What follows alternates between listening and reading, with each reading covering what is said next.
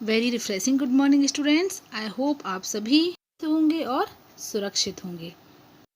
तो मैं निधि दुबे आपको हिंदी साहित्य से जो पाठ पढ़ाने वाली हूँ वो है वसंत भाग 1 अर्थात कक्षा 8 की हिंदी से लिया गया पाठ 5 चिट्ठियों की अनूठी दुनिया। इस चैप्टर की शुरुआत करने से पहले हम इसके लेखक अरविंद कुमार सिंह के बारे में थोड़ी जानकारी प्राप्त करते हैं। तो चलिए हम अरविंद कुमार के बारे में जानते हैं। अरविंद कुमार का जो जन्म था वो 17 जनवरी 1930 को हुआ था। अरविंद कुमार का जन्म जिस स्थान पर हुआ था वो क्या था? मेरठ, उत्तर प्रदेश। उनकी पत्नी का नाम था श्रीमती कुसुम। उनकी कर्मभूमि भारत और जिस क्षेत्र में वो लिखते थे अर्थात उनके कार्य का क्षेत्र, वो संपादक थे और समीक्षक भी थे। उसके बाद उनकी जो शिक्षा थी उन्होंने वो क्या प्राप्त की थी? उन्होंने अंग्रेजी अर्थात इंग्लिश लिटरेचर से एमए किया था। अरविंद कुमार जी को जो प्रसिद्धि मिली थी वो थी समांतर कोश अर्थात जब उन्होंने समांतर कोश की रचना की तो उन्हें वहाँ से प्रसिद्धि मिली, जिसे हम थिसॉरस के नाम से भी जानते हैं। अर्थात अरविंद कुमार जी को थिसॉरस का निर्माता माना गया है हिंदी भाषा जगत में। उनका जन्म मैंने आपको पहले ही बताया कि 17 जनवरी 1930 को मेरठ में हुआ था। उन्होंने पहले समांतर कोश और बाद में संसार का सबसे बड़ा अद्वितीय द्विभाषी थिसॉरस तैयार किया। ठीक है ना। इस काम में उन्हें उनकी पत्नी कुसुम ने भी बहुत सहायता की। तो ये थी थोड़ी सी जानकारी अरविंद कुमार जी के बारे में। अब हम अपने चैप्टर चिट्ठियों की अनूठी दुनिया की तरफ चलते हैं। सबसे पहले हम इस निबंध से जुड़ी भूमिका या जानकारी के ऊपर नज़र डालते हैं कि इस निबंध से हमें क्या जानकारी मिलेगी या हम क्या जानेंगे। तो भूमिका के अंतर्गत जो पहला पॉइंट दिया है वो चिट्ठियों की अनूठी दुनिया अरविंद कुमार जी के द्वारा रचित है। यह एक सुप्रसिद्ध रचना है, ये मैंने आपको पहले ही क्लियर किया है। उसके बाद जो सेकंड बिंदु है वो है यह एक निबंध है जिसमें चिट्ठियों की स्वर्णिम परंपरा का उल्लेख करते हुए उसकी उपयोगिता एवं महत्व पर प्रकाश डाला गया है। यहाँ पर चिट्ठियों के महत्व को बताया गया है और उसके क्या क्या उपयोग हैं यह दर्शाया गया है। उसके बाद नंबर तीसरा है, इस पाठ में लेखक ने चिट्ठियों के अब तक के सफ़र के बारे में बताया है। अर्थात इस निबंध के अंतर्गत लेखक ने शुरुआत से लेके चिट्ठियों के अभी तक के समय में क्या क्या बदलाव आए हैं और क्या क्या उपयोगिता है, इन सब बिंदुओं के बारे में बताया है। उसके बाद फिर नेक्स्ट पॉइंट जो है वो है वर्तमान समय में संचार के अनेक अत्याधुनिक साधन उपलब्ध हैं जैसे phone, SMS, fax, email, WhatsApp इत्यादि। ये भी बताया है कि चिट्ठियाँ क्यों पीछे छूटती जा रही हैं, संचार के साधन किस किस रूप में बढ़े हैं, इस बात पर भी नज़र डाली गई है इस चैप्टर में। उसके बाद अंतिम पॉइंट जो है, परंतु पुराने ज़माने में संदेशों को भेजने और प्राप्त करने का माध्यम पत्र यानी चिट्ठियाँ ही रही हैं। लेखक ने कहा है भले ही संचार के साधन नए होते जा रहे हैं परंतु पुराने टाइम पर संचार का या कम्युनिकेशन का जो माध्यम था वो पत्र ही थे। तो ये थी चैप्टर से जुड़ी भूमिका जो मैंने आपको बताया कि आगे हम क्या क्या जानने वाले हैं। अब हम आगे विस्तार से अपने इस निबंध या पाठ के बारे में जानेंगे। यहाँ पर लेखक अरविंद कुमार जी कह रहे हैं कि पत्रों की जो दुनिया है वह बहुत अजीब है। पत्रों की उपयोगिता या इम्पोर्टेंस जो है वो हमेशा से बनी हुई है। इसकी उपयोगिता कभी भी खत्म नहीं हो सकती। जो काम पत्र करते हैं वो संचार का कोई और साधन नहीं कर सकता। संचार के साधन तो नए हुए हैं अर्थात कम्युनिकेशन के जो साधन हैं या जो मीडियम है वो नए तो हो गए हैं, बदल गए हैं, पर पत्र की जगह नहीं ले सकते। पत्र के या संचार के नए साधन जो मैंने कहा जैसे कि फ़ोन, एसएमएस, ये सभी कार्य वही करते हैं जो पत्र करता है, परंतु पत्र की तरह संतोष या धीरज प्रदान नहीं कर सकते। जिस प्रकार पत्र से संतोष मिलता है उस प्रकार एसएमएस या फ़ोन से नहीं मिलता। पत्र जो हैं वो एक इस प्रकार का सिलसिला या कार्य शुरू करते हैं जिसके कारण उसका जो असर है वो राजनीति, साहित्य, कला और भी अन्य अन्य क्षेत्रों पर पड़ता। कैसे पड़ता है? हमने केवल पत्र का एक ही रूप देखा है। कौन सा रूप? जो हम केवल एक दूसरे को अपनी जानकारी देने के लिए प्रयोग में लाते हैं, परंतु केवल पत्र का वही रूप नहीं है। पत्र राजनीति से संबंध रखता है। राजनीति से या पॉलिटिक्स से संबंधित जो भी कार्य होता है वह लिखित रूप में होता है, वो भी पत्र के द्वारा ही किया जाता है। उसी प्रकार साहित्य में जितने कवि और लेखक हुए हैं, वर्तमान में जो कवि और लेखक हैं वो सभी भी साहित्य के लिए अपनी जो रचनाएं हैं, अपनी जो जानकारी है वो पत्र के द्वारा ही आदान प्रदान करते हैं, तो वो भी साहित्य के क्षेत्र में पत्र मदद करता है। उसके बाद कला के क्षेत्र में तथा विवाद और अन्य अन्य घटनाओं से भी पत्र का ही संबंध होता है। अर्थात पत्र जो है वो राजनीति, साहित्य, कला, तमाम विवाद जो इतिहास में हुए हैं, आपने पढ़ा है इतिहास में कि कितने सारे युद्ध हुए हैं, कहीं ना कहीं पत्र उनसे भी संबंध रखता है। तो इस प्रकार हर एक क्षेत्र में पत्र का संबंध है।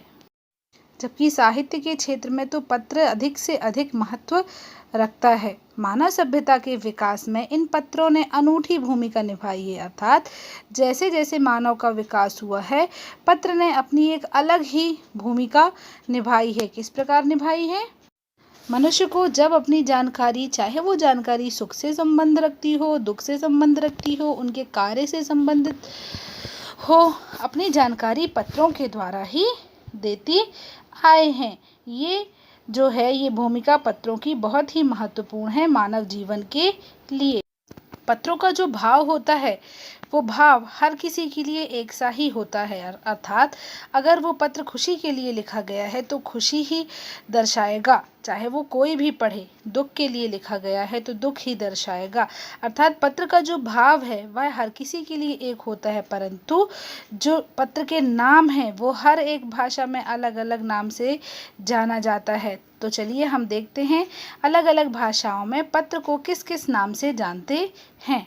पत्र को उर्दू में खत, संस्कृत में पत्र को पत्र, कन्नड़ में कागद, तेलुगु में उत्तरम, जाबू में लेख तथा तमिल भाषा में कडिद के नाम से जाना जाता है और हिंदी में चिट्ठी के नाम से जाना जाता है।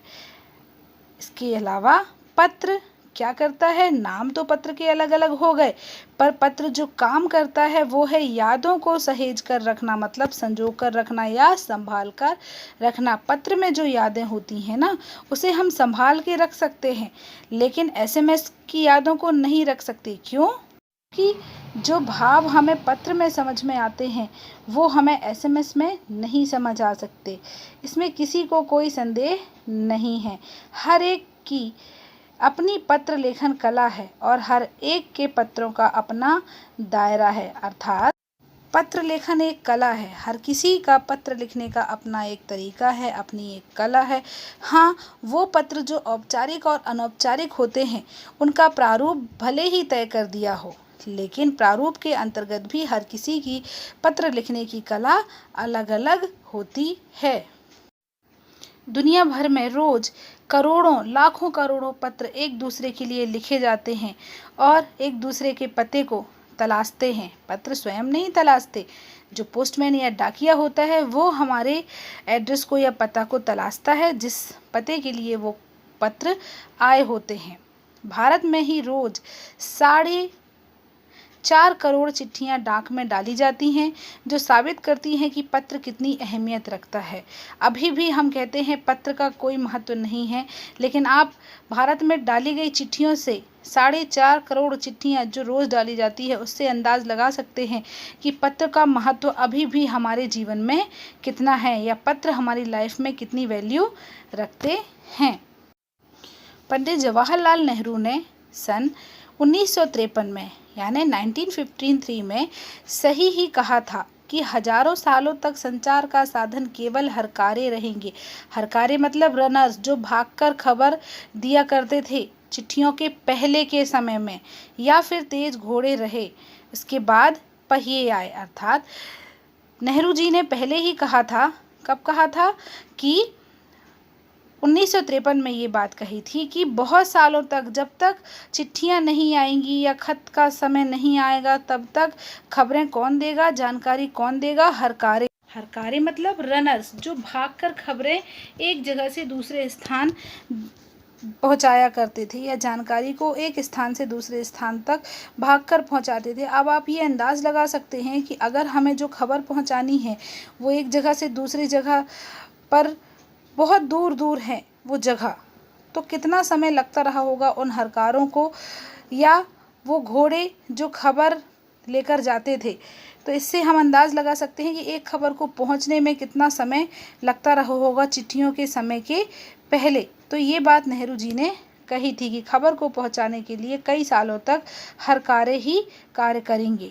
उसके बाद धीरे धीरे बदलाव आना शुरू हुआ, चेंजेस आए। कैसे? पहियों का आना शुरू हुआ। पहिए अर्थात व्हीलर्स चलने शुरू हुए, 2 व्हीलर्स, 4 व्हीलर्स, या जिस हम बैलगाड़ी से शुरुआत देख सकते हैं।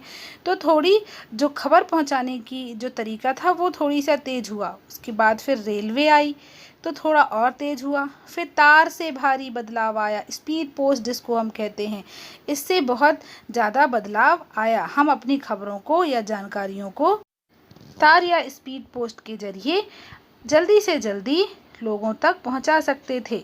तो इस प्रकार रेल, तार से भी हमारे जो संवाद या जानकारी का सिलसिला था वो तेज़ी से शुरू हुआ। फिर उसके बाद आया टेलीफोन, वायरलेस और आगे रेडार में दुनिया बदल रही है। अर्थात फिर हम स्पीड पोस्ट से भी आगे बढ़े। क्या आया? टेलीफोन। टेलीफोन के बाद वायरलेस।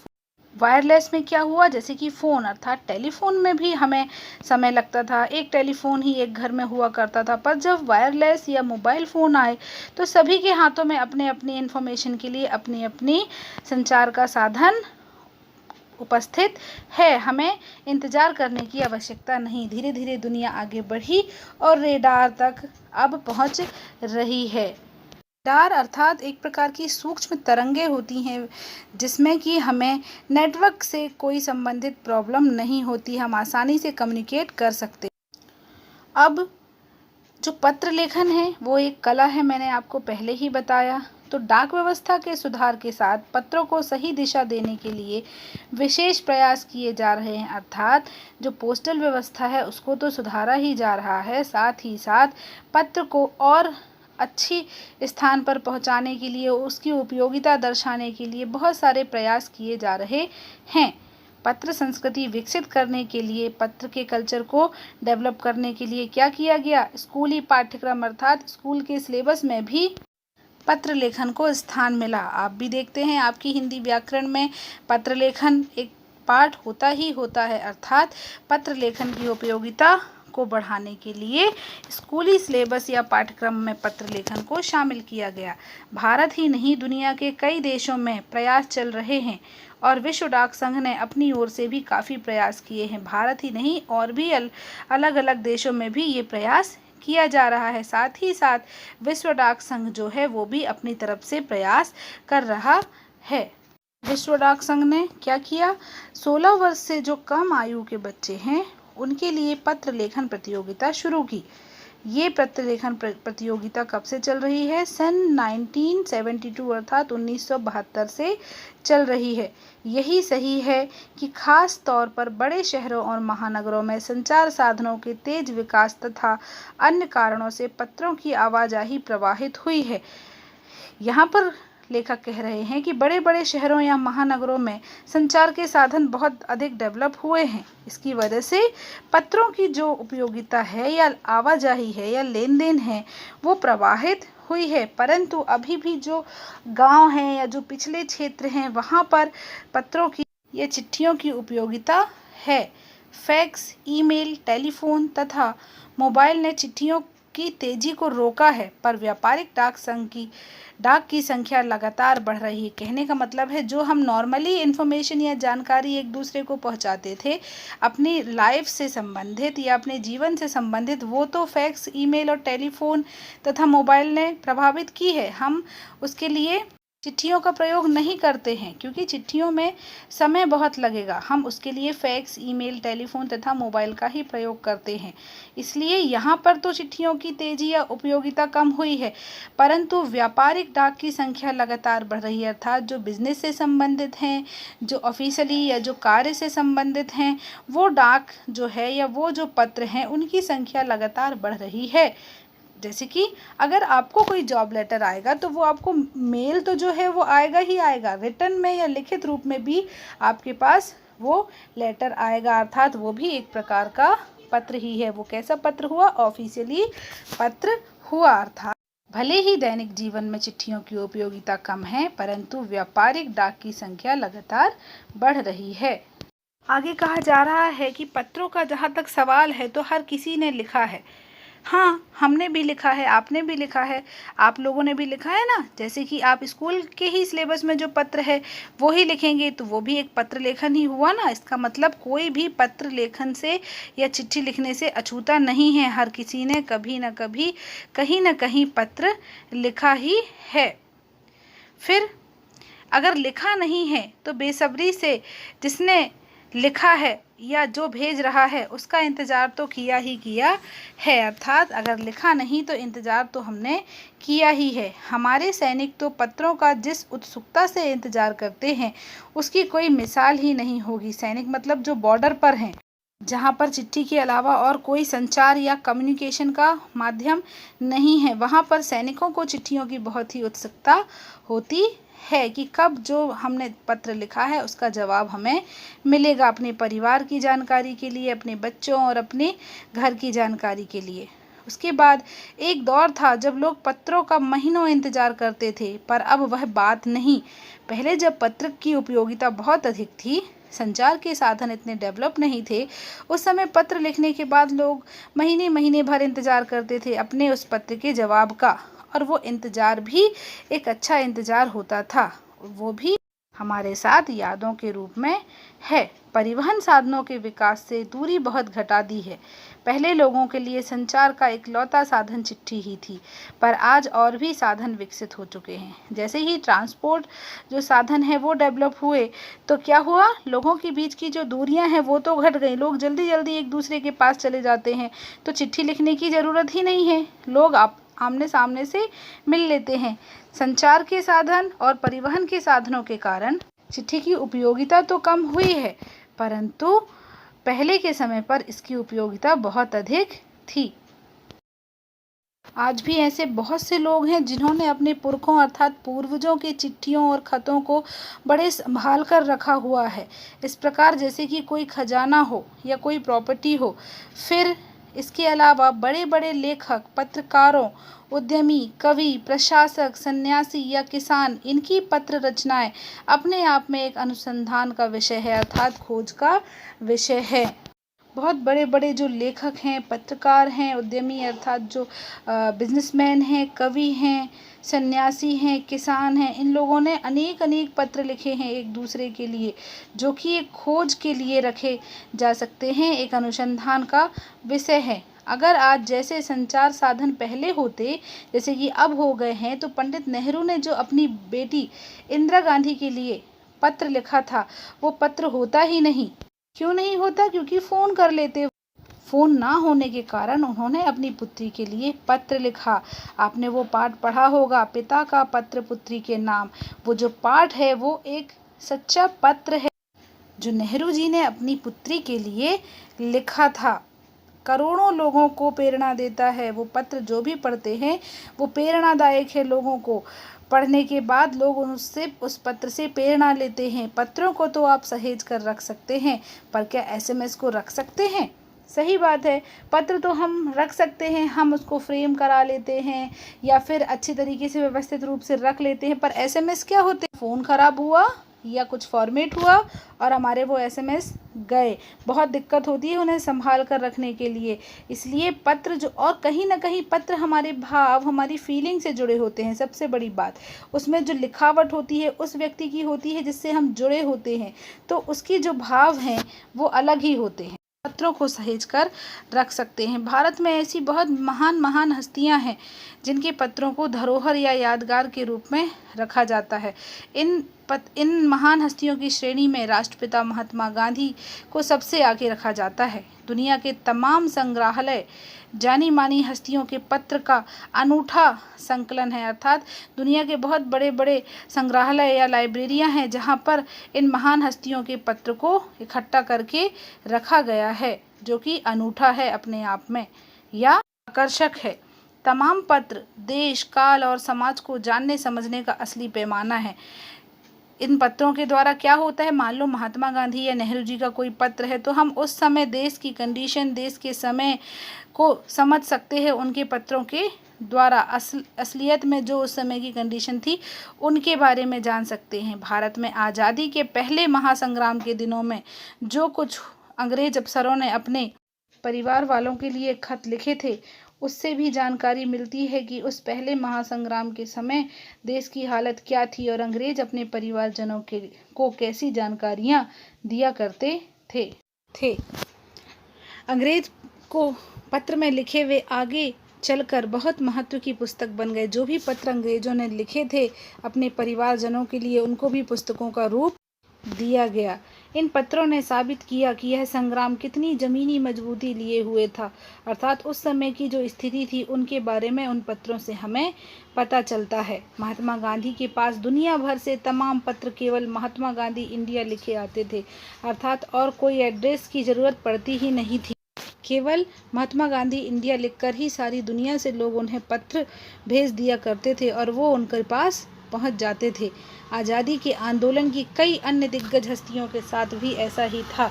गांधी जी के अलावा और भी ऐसे लोग थे जो इनके पास केवल उनके नाम से ही पत्र पहुंच जाते थे, पता की आवश्यकता पड़ती ही नहीं थी। गांधी जी के पास देश दुनिया से बड़ी संख्या में पत्र पहुंचते थे, अर्थात बहुत सारे पत्र गांधी जी के नाम पर आया करते थे सारी दुनिया से। महात्मा गांधी जी के पत्र के जवाब देने में तो किसी की बराबरी हो ही नहीं सकती। कहा जाता है कि जैसे ही उन्हें पत्र मिलता था उसी समय वे उसका जवाब देते थे, अर्थात पत्र का जवाब देने में वो देरी नहीं करते थे। अपने हाथों से ही ज़्यादातर वो पत्रों का जवाब देते थे, मतलब किसी की हेल्प नहीं लेते थे। वो हर किसी व्यक्ति को अपने पत्रों का जवाब अपने ही द्वारा लिखकर देते थे। जब लिखते लिखते उनका दाहिना अर्थात राइट हैंड थक जाता था या दर्द देने लगता था तो वे बाएं अर्थात लेफ्ट हैंड से भी लिखने लगते थे। कहने का मतलब क्या है, महात्मा गांधी दोनों हाथों से लिख सकते थे। महात्मा गांधी ही नहीं आंदोलन के तमाम नायकों के पत्र गांव-गांव में मिल जाते हैं, अर्थात उस समय जो आंदोलन हुआ करते थे उसमें जितने भी नायक थे उनके भी या जो लोग थे जो आंदोलन में भाग ले रहे थे उनके पत्र भी उनसे जुड़े गांवों में मिल जाते हैं। पत्र भेजने वाले लोग उन पत्रों को किसी प्रशस्ति पत्र से कम नहीं मानते। कहने का मतलब ये है जिनके पास भी वो पत्र हैं वो पत्र किस प्रकार लोगों ने सहेज कर रखे हैं, जिस प्रकार की प्रशस्ति पत्र अर्थात प्रशंसा के लिए भेजे गए पत्र को लोग संभाल कर रखते हैं। बहुत से लोग तो पत्रों को फ्रेम कराकर भी रखते हैं। तो इस प्रकार है पत्रों का जादू। यही नहीं, पत्रों के आधार पर कई भाषाओं में अनेक पुस्तकें लिखी जा चुकी हैं, अर्थात हिंदी के अलावा और भी भाषाओं में पुस्तकें या पाठ लिखे गए हैं पत्रों से जो संबंध रखते हैं। वास्तव में पत्र किसी डॉक्यूमेंट या दस्तावेज से कम नहीं होता है ना। क्यों? क्योंकि अभी अभी हमने देखा कितनी अंग्रेजों के द्वारा लिखे गए पत्र, नेहरू जी के द्वारा लिखे गए पत्र, गांधी जी के द्वारा लिखे गए पत्र पुस्तकों के रूप में अभी भी संग्रहालयों में रखे गए हैं। तो पत्र एक प्रकार से दस्तावेज का काम या डॉक्यूमेंट का काम ही कर रहा है। सुमित्रानंदन पंत के 200 पत्र बच्चन के नाम, अर्थात सुमित्रानंदन पंत जी ने लगभग 200 पत्र किसके लिए लिखे हैं? बच्चन अर्थात हरिवंश राय बच्चन के नाम पर लिखे हैं। मतलब दोनों के बीच में पत्रों का आदान प्रदान होता था जो कि लगभग 200 हैं। और आदान प्रदान किस लिए? अपनी अपनी जानकारी देने के लिए। और फिर उसके बाद निराला के पत्र हमको लिखियो, अर्थात निराला जी ने एक पत्र लिखा जिसका नाम था हमको लिखियो। इसके अलावा दयानंद सरस्वती समेत कई ऐसी पुस्तकें आपको मिल जाएंगी जो कि पत्र से संबंध रखती हैं। आगे लिखा है प्रेमचंद, अर्थात मुंशी प्रेमचंद के बारे में ऐसा कहा जाता है कि मुंशी प्रेमचंद को जो नए लेखक हुआ करते थे, अगर वो उन्हें पत्र लिखते थे तो उनके पत्रों का जवाब वो बहुत ही प्रेरक अर्थात प्रेरणा देने वाला लिखते थे, ताकि वो अच्छे से अच्छे लेखक बन सकें। और मुंशी प्रेमचंद पत्रों का जवाब देने के लिए हमेशा मुस्तैद, मतलब जल्दी से जल्दी पत्र का जवाब देने की कोशिश करते थे। इसी प्रकार कुछ पत्र नेहरू जी और गांधी जी ने भी लिखे थे रविन्द्रनाथ टैगोर के लिए, जो भी बहुत प्रेरक पत्रों में शामिल हैं। महात्मा और कवि के नाम से महात्मा गांधी और रविन्द्रनाथ टैगोर के बीच सन 1915 से 1941 के बीच के पत्राचार का संग्रह प्रकाशित हुआ है। अर्थात महात्मा मतलब महात्मा गांधी और कवि अर्थात रविन्द्रनाथ टैगोर, इन दोनों के महात्मा और कवि के नाम से 1915 से लेकर 1941 के बीच का जो पत्राचार अर्थात जो पत्र का आदान प्रदान हुआ है, उसका जो संग्रह है उसको प्रकाशित किया गया। उससे क्या हुआ, उस समय के तथ्य और मनोदशा का लेख सबको मिला। पत्र व्यवहार की परंपरा भारत में बहुत ही पुरानी है, पर इसका असली विकास कब हुआ, जब देश आज़ाद हुआ। तमाम सरकारी विभागों की तुलना में सबसे ज़्यादा जो गुडविल है वो डाक विभाग की है। गुडविल मतलब जो अच्छी छवि है, अच्छी इमेज है, वो किसकी है, पोस्ट ऑफिस या डाक विभाग की है। इसकी एक खास वजह यह भी है, कौन सी वजह है, कि यह लोगों को जोड़ने का काम करता है। ये जो विभाग है लोगों को एक साथ रखने का कार्य करता है। घर घर तक इसकी पहुंच है, हर एक घर में डाक विभाग की पहुंच है। आपने देखा होगा, चाहे वो आपका कोई अच्छी खबर वाला पत्र हो, या आपसे आपकी जॉब से संबंधित पत्र हो, या आपके परिवार में कोई खुशी का माहौल वाला पत्र हो, यहाँ तक का जो शादी का कार्ड है वो भी एक पत्र ही है। तो ये हर एक घर में किसी न किसी रूप में पत्र आता ही है, इसलिए डाक विभाग जो है वो लोगों के घर घर तक जुड़ा है। भले ही संचार के साधन कितने भी डेवलप हो गए हों, पर चिट्ठी की अपनी एक इमेज या हैसियत अभी भी बरकरार है।